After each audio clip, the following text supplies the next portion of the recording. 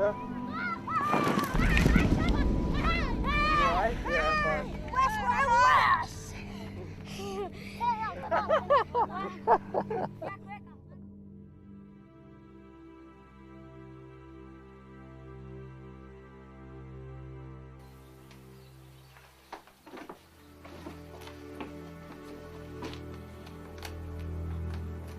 John Silvester is one of the best paragliding pilots in the world.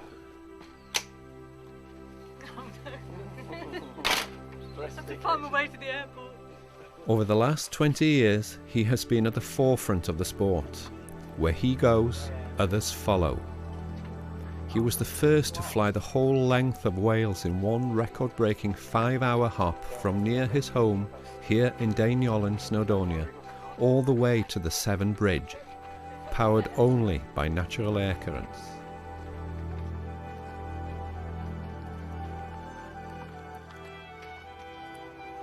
We're leaving home.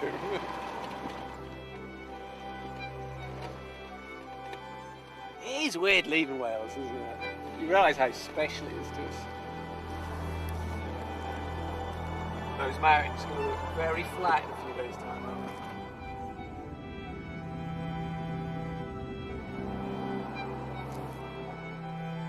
John is a true pioneer of the sport of paragliding, and today his interest lies here.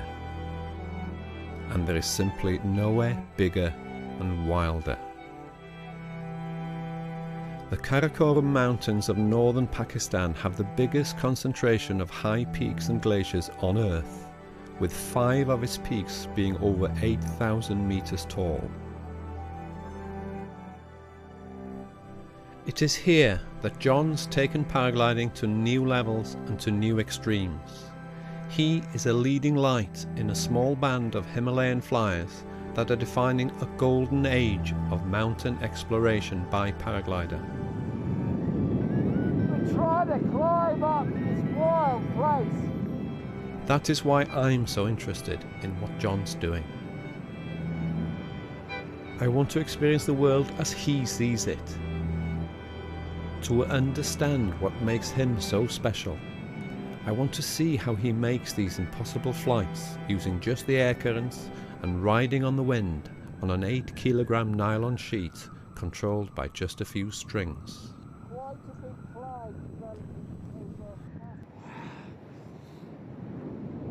I'm Alun Hughes, a filmmaker, and I've known John for many years. We live on the same hillside above Llanberis, the adventure capital of Wales. We both share a passion for adventure and the high mountains of the world. I'm also fascinated by flying. In 1999, John and I flew together across the remote mountains of western Nepal and made the now cult paragliding movie From Nowhere to the Middle of Nowhere. It was a 300-kilometer, multi-day, adrenaline-fueled journey across some of the wildest mountains in the world. Trips like that don't come without their dodgy moments. Okay, good man. You okay? Yeah. And we had good weather. If I'm going to get the insight I want into John's latest adventures, I'm going to have to strap myself back onto the front of his tandem paraglider and go coal busting with him in the Karakoram.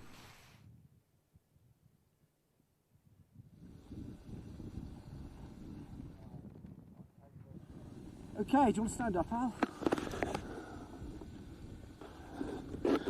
I'm going to have to sit with him as he soars to over 7,000 meters and weaves a tenuous line across a previously unflown route through the high peaks of Pakistan. John is going to take me to places no one's been before. Places where even the birds don't fly.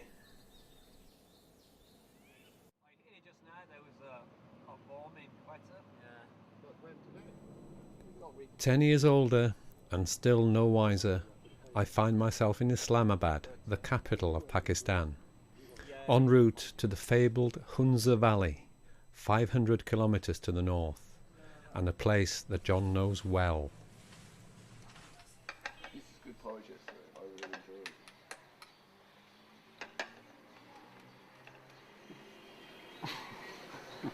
it. Anne and I are here at 8 o'clock, eating breakfast before we leave, and we're both like so tired. It's like an alpine starting in the Alps. Al has declined his omelette. His stomach can't take it. And I've got a porridge to go. There are few tourists at the Paradise Hotel, and John breakfasts without myself or our third companion, John's flying buddy, Eddie Colfox. 20% chance of storms happening again. Yesterday it was 60%. So it's a better chance than yesterday, and we're off. It's time to go. The only road to Hunza is this one, the incredible Karakoram Highway. This fragile artery high above the Indus River joins Pakistan with China and follows one of the ancient pathways of the old Silk routes.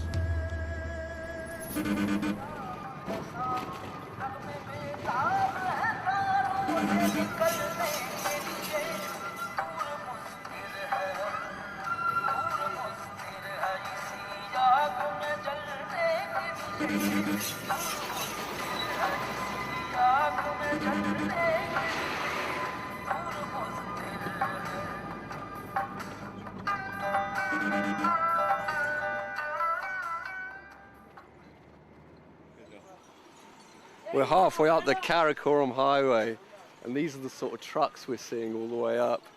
Old British Bedfords. They're getting a bit rarer now though, so it's nice when you see them. Aren't they wicked? Just amazing things. And they're such little cabs. When you're actually driving in these, you feel so close to everything. Made in England. This is the very best. Strong. Ah, strong. Is it your truck? Where are you going? We go Gilgit. Gilgit. Gilgit? Gilgit. Where is your country? Wales. This car is no hydraulic. No? No hydraulic. No power steering. No, you're Yes, no power steering this. more difficult. It Yes. is very hard. Or Yeah. Strong. Bedford. Ah. too much strong.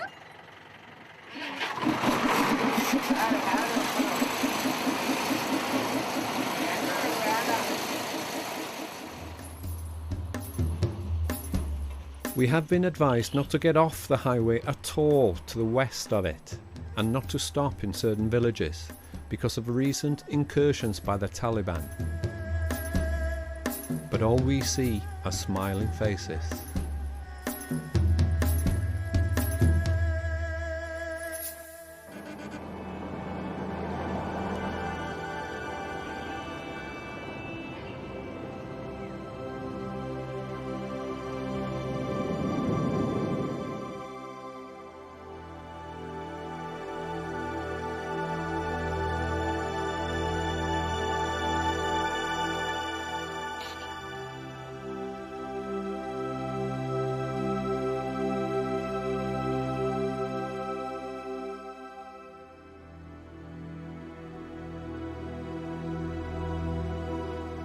The Hunza Valley is a Shangri-La surrounded by glistening giants. Dominating the skyline to the south is Rakaposhi, the Shining Wall. Beneath it, the remote and fertile valley provides the residents of its many villages with valued isolation from the rest of the world. I've been coming to Hunza a long time. I think it was 1986 or maybe 87 I came here just to go and try and climb Biblamoten, that mountain. And I think I've been here about 8 times now, over 20 years. Hello. Hello. Tika? Good? Mr. John is famous in the village of Karimabad where he stays. He is the Chatriwala, or umbrella man, the one who does the impossible, the inconceivable, and flies like a bird over their highest mountains and still returns each night with a smile. The people of Karimabad are probably the most friendly people I've ever come across anywhere. Which, considering their background of being bandits, or supposedly being bandits, is quite amazing. If they think you actually like their environment, they sort of embrace you. Yeah, it's like a second home, really, Karimabad. It's very beautiful for me. And how are you? Good to see you. Oh, look at the lady. He remembers it. Hello. Nice to meet you, Ellen. How are you doing, mate? I told you. John's right-hand man in Karimabad is Mansoor Hussain, a long-time friend, jeep driver and fixer. Character, Mansoor. I just see you in the bus and Yeah, yes, and then Eagle eyes. Oh, I could see you. You look very well. Thank you. Thank you. Okay.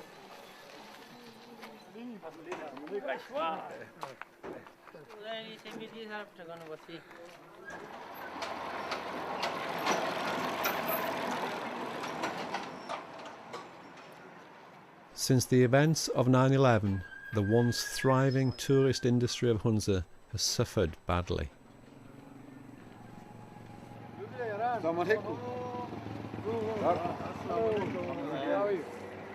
Hello, John. Hello. How are you? Nice to meet you again. Yeah, it's very nice here in Hunza Valley. People enjoy looking at paraglider. It's a very new thing, you know. And he's very well known here in this valley as a friendly paraglider. Thank you very much. It's very nice of you, Shikarim. I have the movie of you and him flying over the mountains of Nepal. Yeah, I remember your accident on the tree, landing on the tree. Yeah. Both of you. Everyone want to fly, but it is a risky game. I've got to know them, yeah, over the years. Yeah, it's nice. They're very nice people here. And quite crazy sometimes. We're crazy in the sky, and you're crazy down here. Yeah.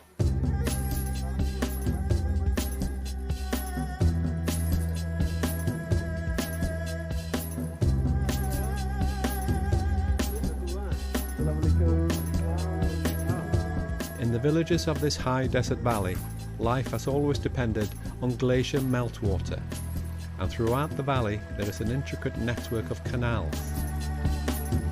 In a bid to acclimatise, we trek up to the source of Karimabad's water, the Ultar Glacier.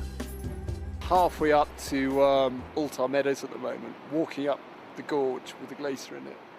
And behind us here, there's the water channels. They've been put there to collect all the glacial meltwater. You can hear it roaring down just below us. And it's about this point the glacier starts melting. So all that water is collected and taken along these channels. The lowest channels were the original ones, and they were also the easiest to build.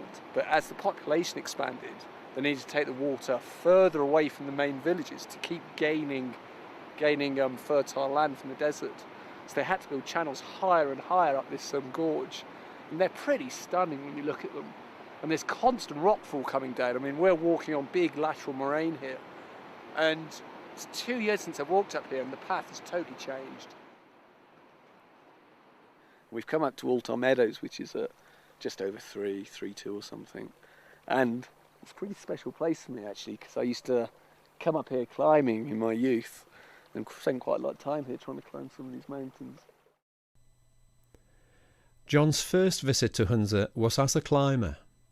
That was back in the 1980s, when he attempted the first ascent of this impressive spire called Biblimoting, or Ladyfinger.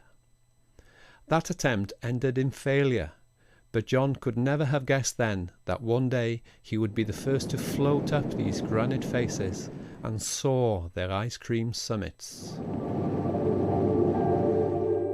But for us today, we've just come for a nice walk and Gonna have tired legs tomorrow, I think, but yeah, it should have helped us acclimatise.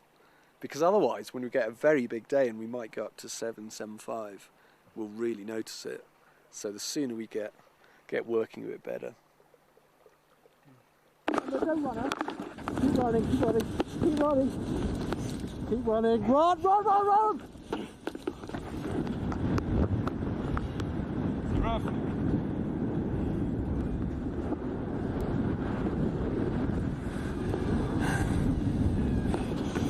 Get back in my seat properly.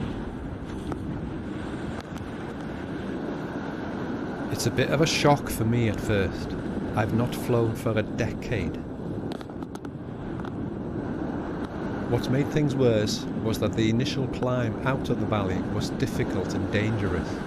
We had to scratch in close to the rock faces to catch any lift. If we hit turbulence, there'll be no room for error. My mouth was dry from the word go.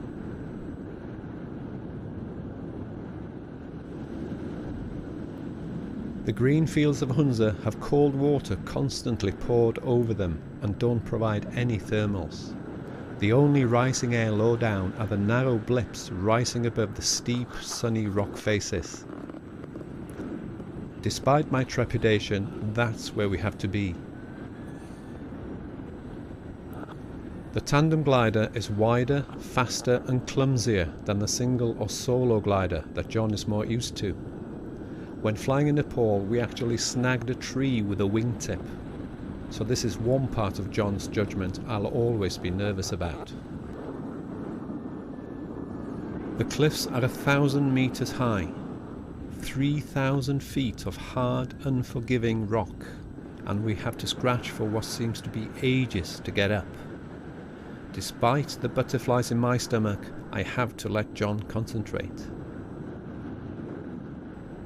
A gripping hour later, and we're still scratching, high above the gorge we walked yesterday. Then, suddenly, at 4,000 meters, we are released.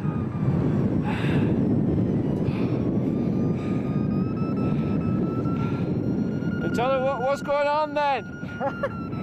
Well, we've managed to scratch up the rock faces on the horn to 4.2, then get a nice climb off the top of it. It's really quite nice. We had a 360 after cranking this thing in figure eights for 2,000 meters. And I'm still in the t-shirt, I haven't zipped up yet. I'm just starting to get cold. We're 4.6. 4.6. 4.6, so we've got a long way to go.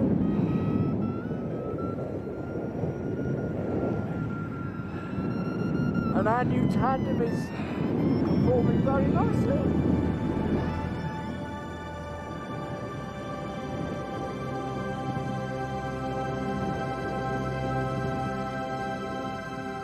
At the snowline, the thermals join up and accelerate, getting strong enough to allow John to choose which one he takes. This is a nice solid 6.3. First really nice easy climb. Glide is just following it round nice and easy, it's great. The bleeping noise is the vario. It tells us how fast we are climbing. The faster the bleeps, the faster the climb. Are we doing okay? Yeah, I'm feeling good. We're about 5.8 and hoping we're going to glide this col. I was a bit lazy, I should have got more height probably. We're going to have a look at maybe figure. Doesn't look as big at the moment, does it? No. We're pretty high up on it. Unlike John, the motion and altitude has an immediate effect on me, and I'm feeling a little nauseous. We're going to make it through the cow. Oh, surge. So hands on the brakes. So that's half of it done. Oh. Oh. Ah, it's amazing. Very quickly, the raw grip of altitude hits me. I remember this dizzy world. Frozen face, frozen fingers. I lose the horizon while filming, which makes me even more nauseous. My breathing speeds up and my brain slows down. I'm back in John's world. Watching our shadow on the mountain rush by, I see just how fast we are travelling through the thin air.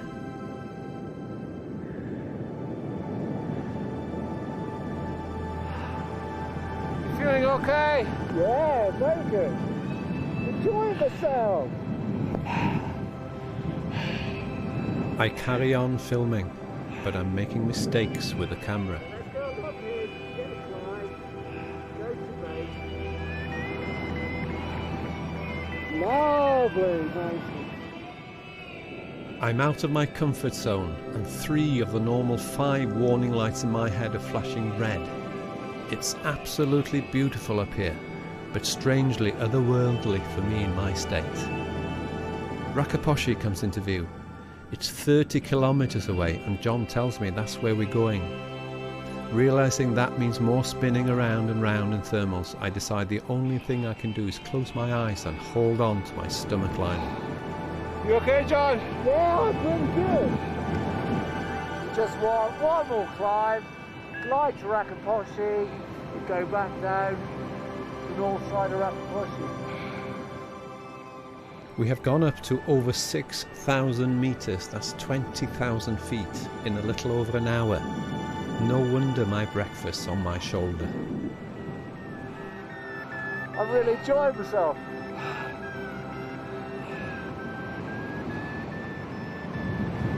Eventually, we reach Rakaposhi's north face, one of the tallest mountain faces on the planet. You can go close in if you want to. No. No? No, it's okay. Okay.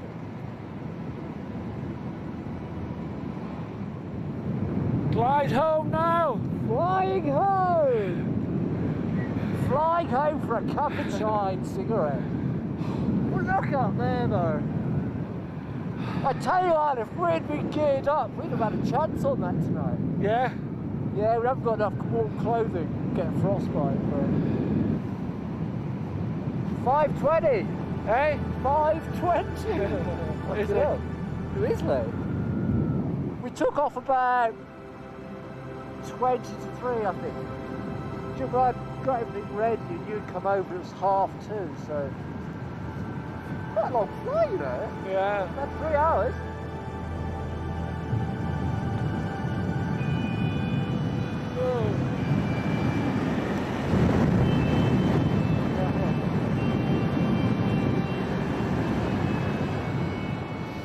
Oh, it's horrible.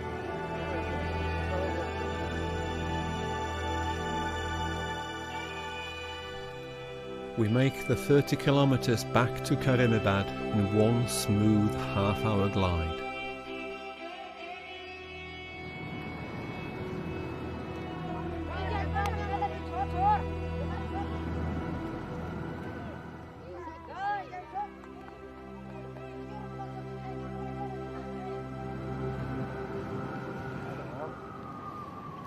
Okay, landing now. Oh! Okay. Yeah, you alright? Sorry, I just went on my arse straight It's away. alright. Oh, what a flight.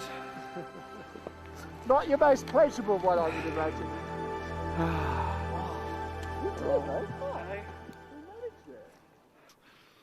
We've just done the circuit really of the valley, but we put in the top of Ladyfinger and Hunza Peak to start with, and then we cruised down, managed to climb on Rakaposhi, and we could have gone very high on Rakaposhi, I think, but we didn't go so high, about 6, and then a really lovely glide all the way back. I had a feeling you were tempted to go high on Rakaposhi because Yeah, I would have stayed there for another hour, I think, just to see. This was only a warm-up flight, an acclimatizing trek around the valley, and I wasn't up to it.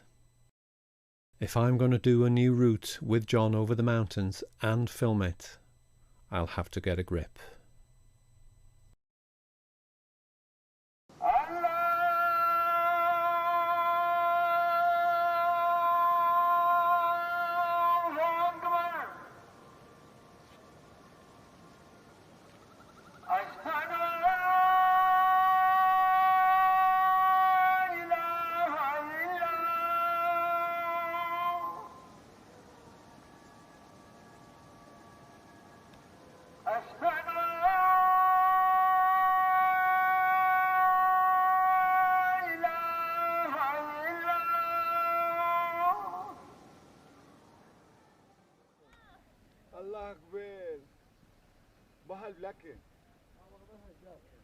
Powder milk, my children, they don't like to drink powder milk.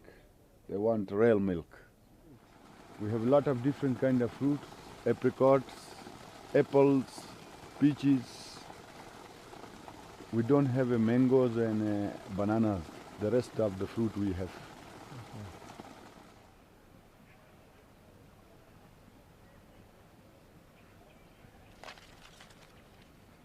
Hunza is a peaceful place in a troubled country. The people here are famed for their longevity and pity us in the West because we don't have fields to go to. John also considers himself lucky, for this is a place where he can dream with his eyes wide open. And this year his eyes are drawn to the golden pillar of Spantik and the Hispar and Chogolungma glaciers beyond. Initially I liked flying because of the excitement of doing a sport, like driving or riding a motorbike or climbing, something like that. But now I think I like it because it lets you go up there really and explore places that really they're off limits to a normal person unless you're a climber. And even then it takes you days really to access some of the places that we can go to on a paraglider. So they're just tools really, they just allow you to go up into those remote places in a day and see things that otherwise you'd just see from a huge distance through a pair of binoculars or a camera. So if you choose the right places to do your flies, they're actually quite safe. But some of the more exciting routes, if you don't make it, you're in serious shit really. You don't want to land up there. It's quite a shock, isn't it, to take off here in very civilized environments and you end up there and you're totally isolated in the iciest, most inaccessible mountains, basically. And you can do it within an hour. You're suddenly catapulted up there and you can't see any green, it's just up there. Although John was not the first to climb this phase of Ladyfinger, he was the first to fly it. Lots of icicles. Now that gives you an idea how steep it is, those icicles. They're hanging free from the wall. Gliding past, it's very hard to get an idea of the scale and the size. I probably had a wingtip meters away from a rock face in dynamic wind at 6'4" or something. And it was very close, and yet it felt great to me. Absolutely huge wall. I wouldn't like to catch a tip on this because you get, well, you'd have to jump your reserve, it's the only chance. Look at those icicles there! Look at those! Massive! I love icicles.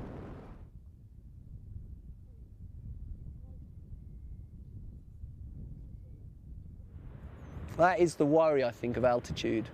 That maybe you're a little bit more relaxed than you would be normally. And also you're gliding very fast. I would say at least 60 kilometers an hour we're actually gliding at. And if you've got a downwind component, it's even faster. And that means if you are close to terrain, you get a collapse or anything goes wrong, if you hit, it's all going to happen faster and you're going to have a bigger impact. And that's especially important, I think, to me when I've thought of top landing some. You get a nice snowy 6,000 metre peak and you're right over the top of it. And you're almost skimming the top thinking, oh, I could land here easy. And then you try and logically think, no, but my shadow is going very, very quickly over the top of this mountain. That is the summit of Hunza Peak. I'm pretty sure if you tried to land at 6 straight off, you'd crash.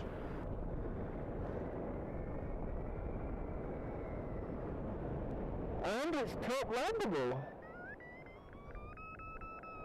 That is top landable today.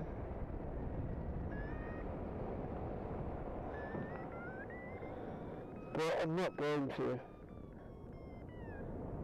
Yeah, the game here really is to take off without walking very far.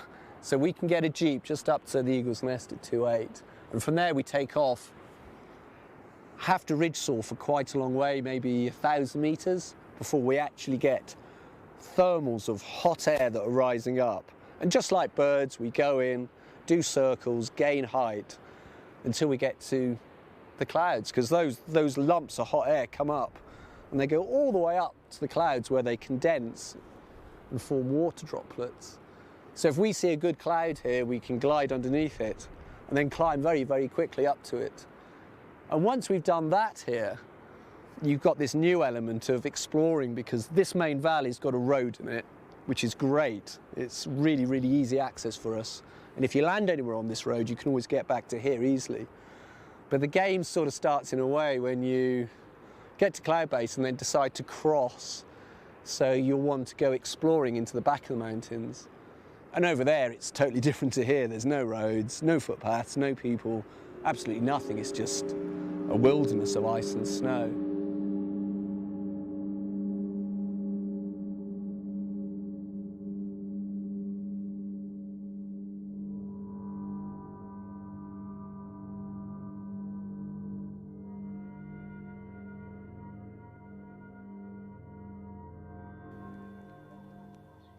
John's flying buddy in Hunza is Eddie Colfox.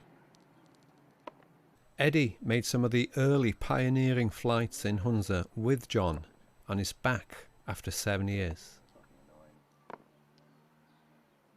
Is it intimidating for a non-mountaineer? Yeah, no, I'm a non-mountaineer and a non-climber, a man who's scared of heights, but I paraglide. Yes, it is intimidating. Yeah, they're big. You know, it's cold. It's very high. All those things are intimidating.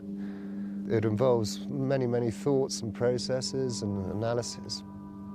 You're fully absorbed whilst flying. That's one of the other aspects that I love about flying, is that when you're doing it, you're fully absorbed in it, and whatever troubles, joys, whatever other considerations are normally fluttering through your mind, they're far away.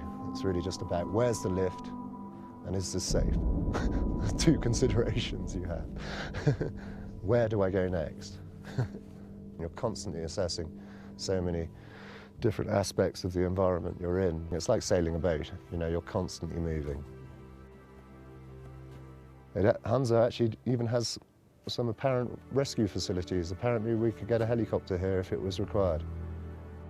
It makes me feel happier about coming, knowing that there is, you know, some chance of rescue. But of course, you know, if you have an accident here, the mountains, the helicopter will only go up to 5,000 meters, and we spend a lot of our time above 5,000 meters. So if you have an accident above that height, somehow or other you've got to get down to a height that a helicopter will come. So in reality, it's not actually that supportive. It's just emotional and mental preparation, which is very significant, because a lot of flying is about the suspension of disbelief. You can fly. You can do these things. You won't have an accident. Accidents might happen, but they only happen if you're either very unlucky or rather foolish.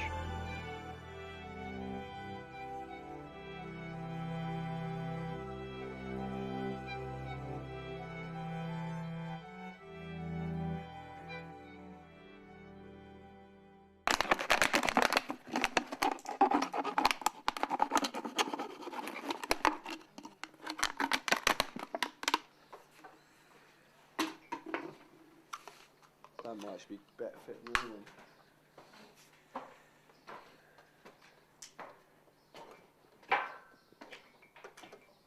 Al's decided he wants a warmer face. And also his helmet looks rather old. So Eddie's got this that's actually too small for him. But we're just a bit concerned about me having this embedded in my face on takeoff or landing.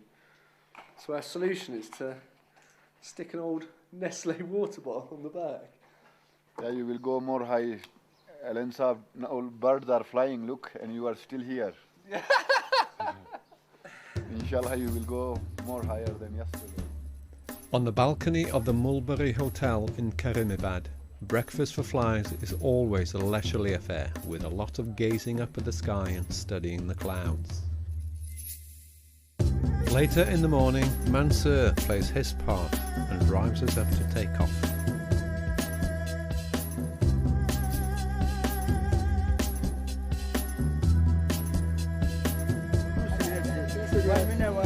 One mineral water. Thank you.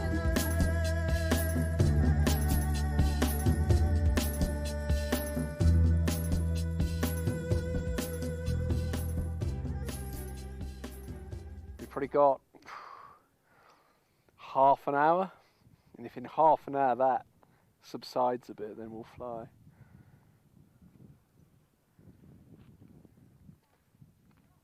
That's huge. That's a huge one. That's a monster. But it's snowing, isn't it? Snowing over there and snowing over there. And that's only 20k away. I will guess within 20 minutes the wind is quite strong in that direction. We've had huge overdevelopment today. We didn't fly. And when these clouds get big, you don't tend to get thunder and lightning, it just snows like down here at Rakaposhi. It's hammering out of that cloud. And when that happens, you get huge gust fronts come with it. They're sort of a bit different to normal thunderclouds. I think it's probably when the ice and the snow that's coming out evaporates. I think it cools the air even more and they get stronger and stronger. And this is what's worrying for us really, of these things. This is the speciality of this place. Massive microbursts.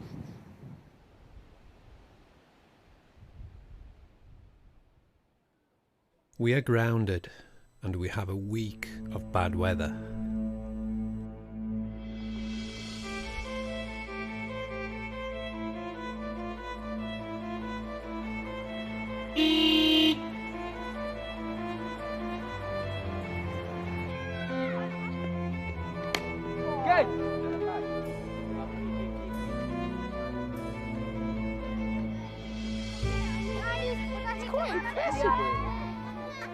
When I was here 2 years ago, I remember filming them loads, and they were too heavy or too light, and they collapsed or just went straight down. But this year, they put in bits of polythene wrapped up, and they got the wing loading right.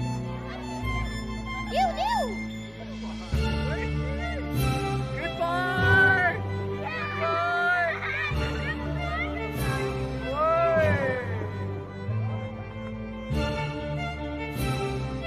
My time in Hunza is nearly up, and the weather takes a turn for the worse.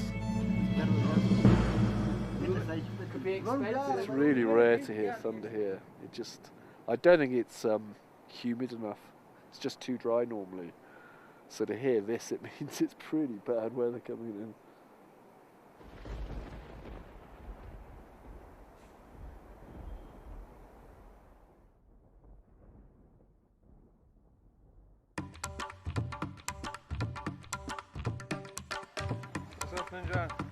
We're gonna go flying.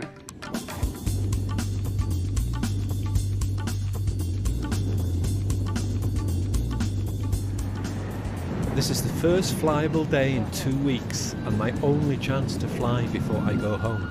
We had to go for it. After scratching the first 1,000 meters, we hook a meaty thermal and scream up past the snowline in strong conditions.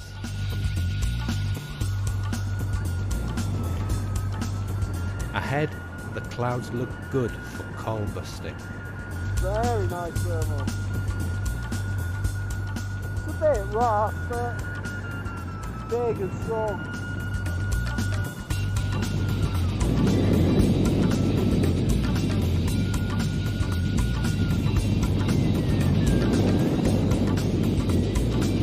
The thermal cores are very strong and the glider's pitching around violently.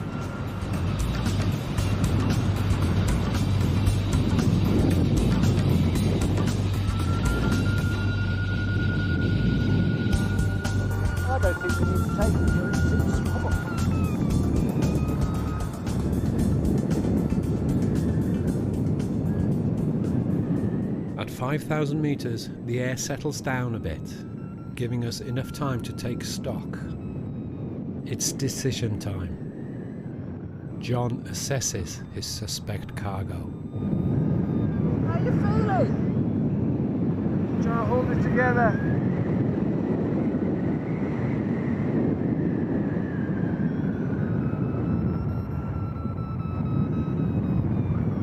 I had to go from glide down and gear up.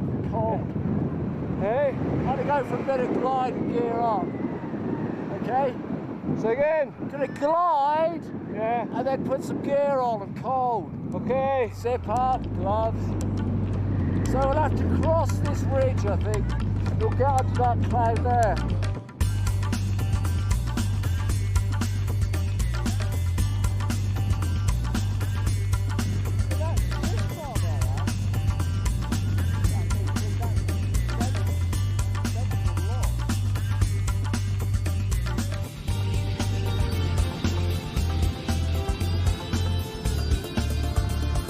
I sense John is hatching a plan as we glide into the unknown.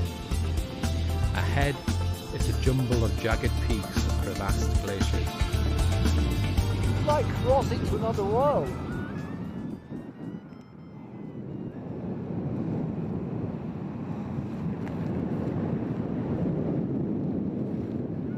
He's getting focused on Shishpa, the massive pointed mountain at the back of the valley, a further 18 kilometres in. I suspect that's where we're going. I think I might turn on that one out, it's good. Now I'm going to find out just how good John is. The high altitude air becomes bitterly cold and my face starts to freeze. But the full face helmet is a winner. With the visor down, it's warm and I hide behind it. I close my eyes as much as I can and put my faith in John. But using the camera means I have to open them, and that brings on the motion sickness. I've never been sick in a full face helmet before. I'm silently struggling, hypoxic, freezing, already several days' walk from civilization, and I'm wondering once again if I can handle the raw reality of John's world. I've no choice though. He isn't going to turn back now. This is what I signed up for, a ride in the hot seat to the cutting edge of extreme altitude flying.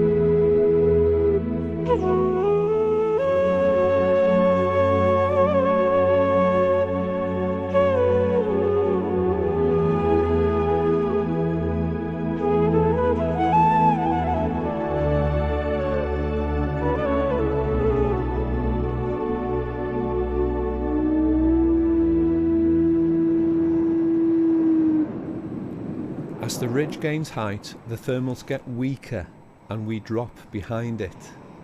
We are now trapped in a huge amphitheatre of several 7,000 metre giants. If If we get dumped here, we'll have an epic walk out. 18 kilometers of dangerous hiking down that glacier that's laced with crevasses and through that narrow gorge in the distance. I feel like running away before it's too late. Are we gliding out? Are we gliding out? I doubt it. I feel we're on a knife edge, just about holding on to our precious height. I see the escape route disappearing in the distance. John's not looking back, he's relishing being here, he's loving it. I'm trying to get a climb in this booming film off the ice to get through this shish rock hole. I'm into coal busting and this is a new project. I think it's about 6. So if we get to base here, we'll do it. We're climbing. What a wild place. We're trying to climb up this wild place to get through the Shishbok hole. And I think it's about 6 too. But what a place to be thermally. It's ridiculous. This is what flying in Hunza is all about. New little projects and exploring. We're only about 20k from launch, but look where we are. As soon as you go over the back, it's just awe-inspiring. And no one's probably ever been through this coal ever. So it's like a first. And we're climbing. It's getting better. We might do this, Al. That'll be it. For all John's confidence, I'm worried. I can see we're not climbing, and I hide away in my helmet as we hunt around for the lift. Each time we get a blip, we lose it again. The lift we need's not there. The thermals are dissipating too low and well below where we need to be. I spy the col we need to cross under our wingtip. We've a long way to go to escape this place.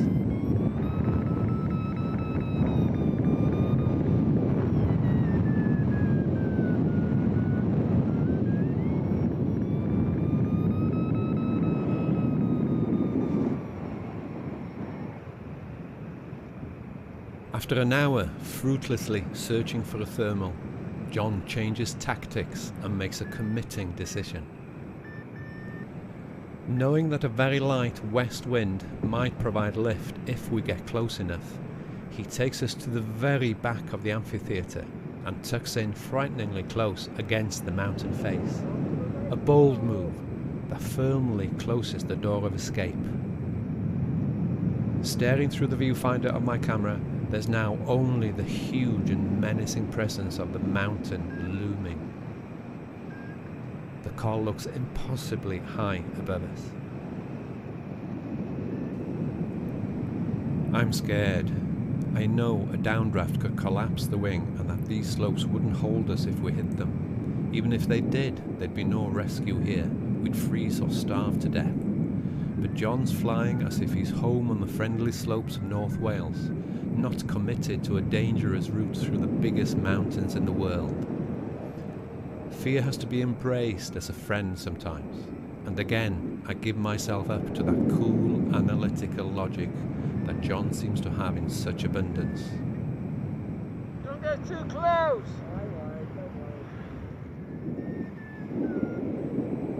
This is scary stuff. We are over 6,000 meters now, and the thin air means the terrain is rushing by much faster than normal. We're so close at times, I start to worry about stones falling down the face and hitting us.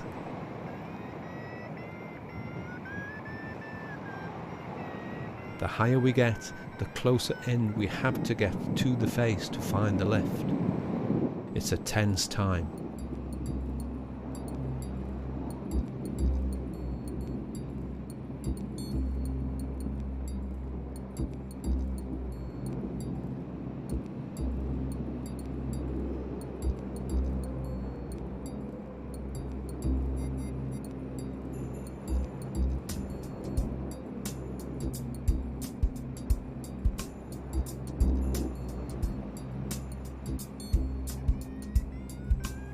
All 5 warning lights in my head are flashing red.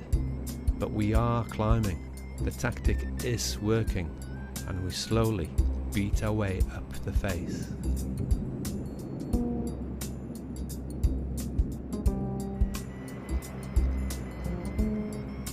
Eventually, we get to within 50 meters of the col we need to cross.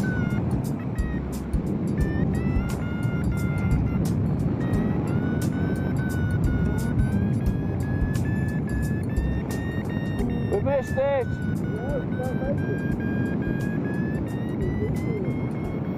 John is in the zone, and I've got to hang in there and do my job.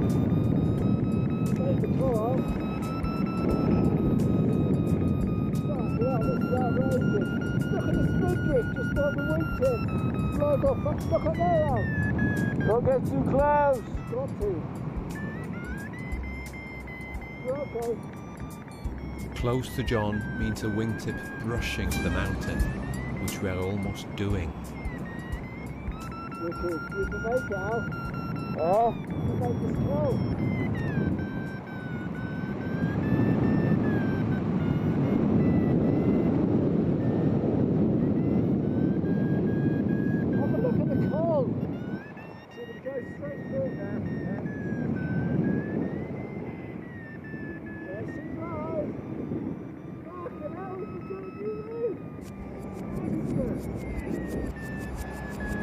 Are you going to go through the cow? We're going to go through the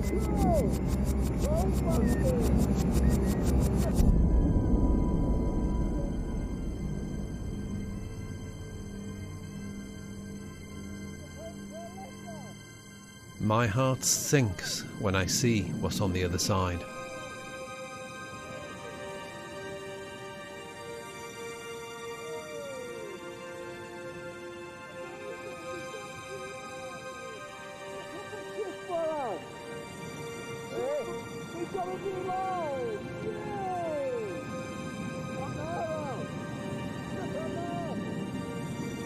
John is celebrating, but my eyes are firmly fixed forwards.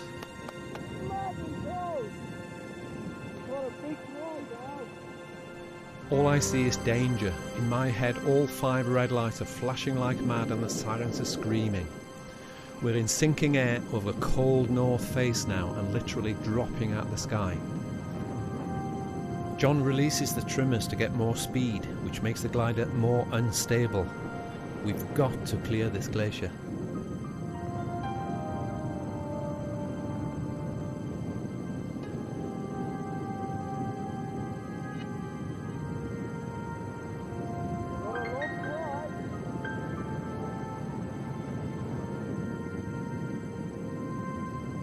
I don't think we'll make the glide. I think we're in trouble. I can feel us falling. We are trapped in a sinking katabatic wind. That's exciting! We're not off yet, Al. We've got a long glide in Katabatic. Got big shit. My eyes are fixed on the nearest rocks and possible source of lift. They're a long way away, possibly 10 kilometers or more.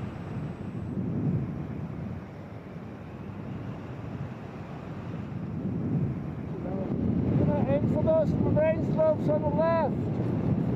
Ah! Aim for those rain slopes. Yeah. We'll get some lift off there. If we get dumped here, we're dead. Even if we did survive a crash landing without falling into a crevasse, we'd never walk out without being swallowed by this glacier. So we've got to glide down this glacier. I don't know which one it is. I think it's Passu. Go. Got to glide off this glacier to get safe back in the valley. It's about 20-30k. But an amazing place, and I think we're okay now. But look at this place. It's always more exciting to do something new.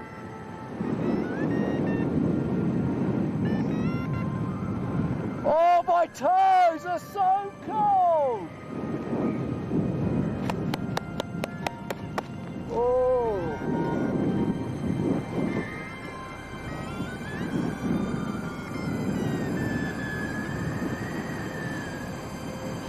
Not going back now. No going back now, Al. It's a climb. But we're going to make it, man. We're definitely going to make it now. Wicked, I've never been in here before. Wow, what a view! Good glider. You tried really hard there. Huh? You tried really hard. Oh yeah, I could see there was a chance.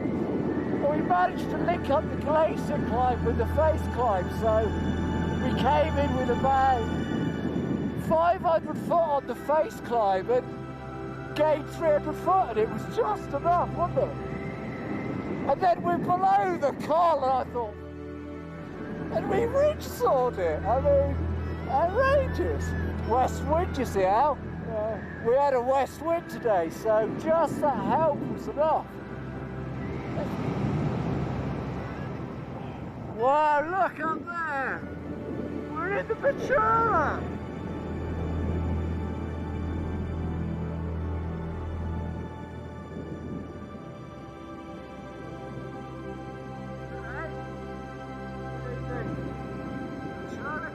We're a long way up it. We're able to run out from here. Let's run back down this bridge out.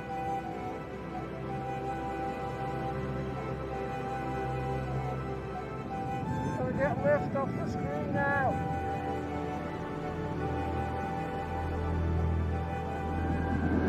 I made up with that. Another col. New route. A little new route. And very interesting because you get this north face view, don't you? They're always the best faces of north. Oh, but I'm really cold now.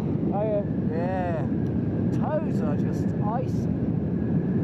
But we'll warm up over there. We'll come down to about 4.5. What height were we up there? 6'5". 6'5". Oh. My little fingers are almost numb. Oh, I've got hot eggs. Big hot eggs.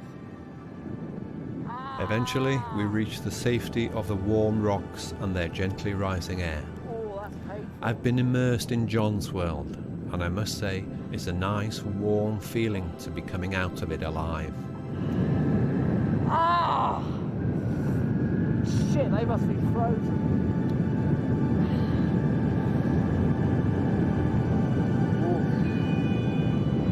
We're pretty low on this bridge now. Yeah, but we'll make it. If not, we'll cut that way. Oh, circulation coming back is not nice.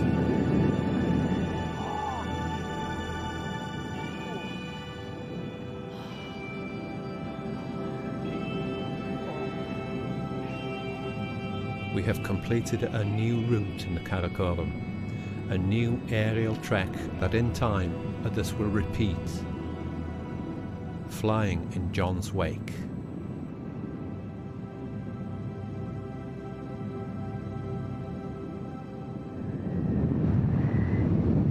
So that's Shish Bar, the thing we've just been through the col of.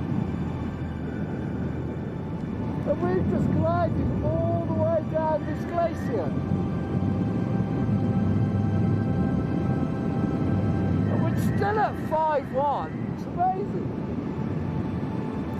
It's been a wild ride, a little glimpse into a world that had had neither the courage nor the skill to enter alone. We're gonna land. We're gonna land. John Silvester is a rare individual. He loves adventure. He loves the wild places and the challenges they present him. He has an affinity with air and a deep understanding of this environment. He can control his fear in the face of difficult and dangerous situations. And that's why he's respected as one of the very best pilots in the world. A true pioneer in what I'm sure will be looked back upon as the golden age of mountain exploration by paraglider. Whew, we're down. Hello. Assalamu alaikum.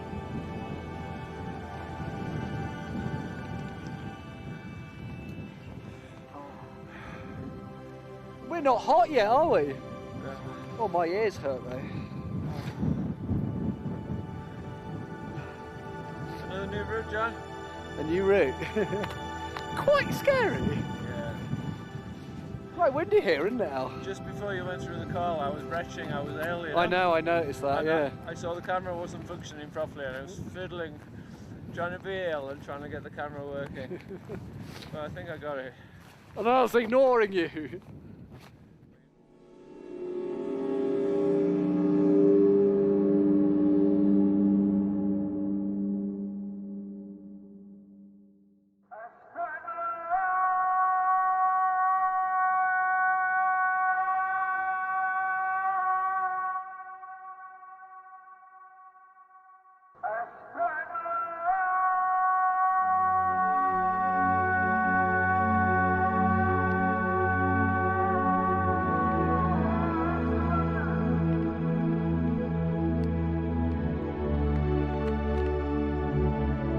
Time to cello.